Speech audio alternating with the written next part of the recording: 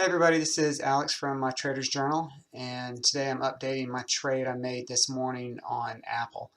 Said I was going to make this trade yesterday, or I said I was going to make a trade on Apple yesterday, and ended up changing it this morning when I saw the futures had Apple down a decent amount, a few bucks. Yesterday when I was talking about it, I was going to roll my October 160 to December 160. Seemed like a good idea. But today, Apple opened up, let's see exactly what it was at the open. Shorten up this chart here. Opened up here around open 156.70, and then immediately started coming down. So I'll even just show the note to pick up my son. I guess I need to do that soon. Daily, not daily bars. That's what I get for not preparing. Here we are. Opened up and immediately came down, and it hasn't really gone back up since. I mean, I had a couple of pops, but the trend has been lower. Not much of one, so I'm not worried about it. But anyway, what I did to start off the day was switch my plans from doing a 160 calendar spread to still a calendar spread, but as a strike lower. So instead of doing October to December 160, I did October 160 to December 155. I did it just a few minutes after the open. Would have been even better if I had done it right at the open, because I would have made another, I think I could have gotten out another $20 or $30 maybe, 20 or 30 cents per contract. So here is the breakdown. I'd been looking at the 160, and it was around $5 yesterday. It jumped up today. So that's kind of moot now what it was. So this morning my order went through for 518. It was 8.4 weeks away from expiration, and I decided to lower it to this 155 strike because, one, the 160 is now in the money, and while I think it'll be safe, I didn't really need to take that kind of risk. Even looking at a longer chart here, it's still above the trend line. I mean, it could come down to the lower 150s and be fine, but now it's below the 10-day moving average. Found support on the 20-day, which is very important to me, but it's below the 50 also. So it fell below the 50 and the 10 today. Not the best thing to happen. But I still have a potential 21% gain, 21.37% gain. And that's annualized return. The straight out return is 3.45%. So I'm happy with that, especially since I get a 4% cushion now, where I would have only had about a 3% cushion. That extra percent helps a little bit. The difference in cost, if it's assigned, my cost would be 149.83. Would have been, I think these numbers are right. Actually, you know what? Let's pull up just as an example of where it is now.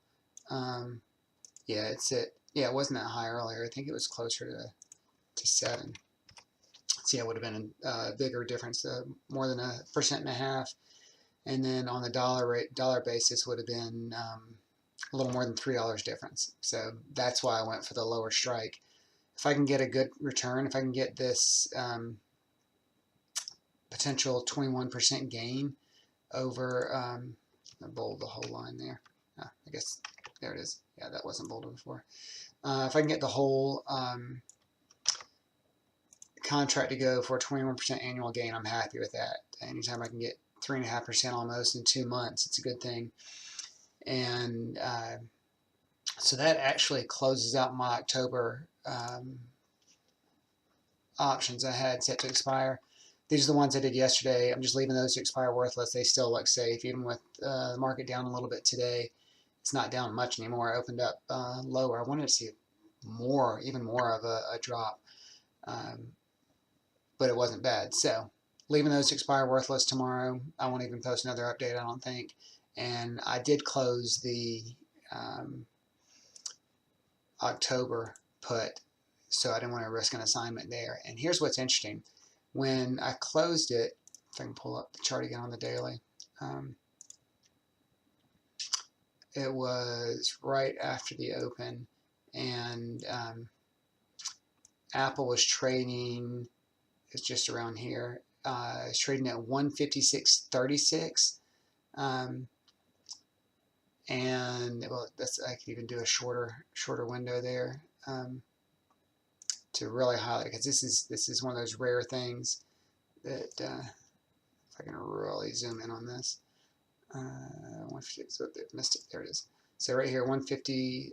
My order went through at 9:36:33, and at that point, it was in that minute there. It shows the low was 156.36, which is where my trade hit. But what's cool is my order hit for 358, which means take the 160 minus my order at 358. That is a cost what should have been 156.42. So I got a reverse on the time value. I got 6 cents credit, which is pretty cool because I closed it a day and a half early, but it's not that big of a deal because they really just took it out of the December put. So it all comes out to the same thing in the end.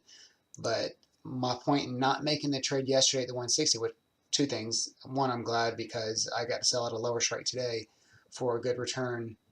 Still made a profit on my October put. Originally, I sold it for net after commissions of 149 or 549.31. Today, I closed it out with this commission, or that one, for 359.09, which gave me 190.27. And Apple went from let's see, where's the thing I had this up earlier. Apple, yeah, here's my, oops, too big. Trying to pull this up here. Apple was trading at 160.56 when I made the trade originally, and today at 156.36. So it dropped $4 basically, and I still made money. One of the reasons I really like using options is that even as the price drops, I still make money. So kind of got off track there, but the point is I rolled this today, set for a lower strike, lowered my risk a little bit, have a good potential return, made money on the October one, and I'm still sitting here with a lot of cash on the side. About 30% of my account, I think, is in cash still. So I need to find something else to invest in.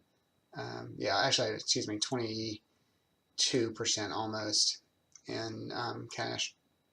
So I'll look to update that in the coming day, or probably next week or the week after. I need to sell something else if I have time.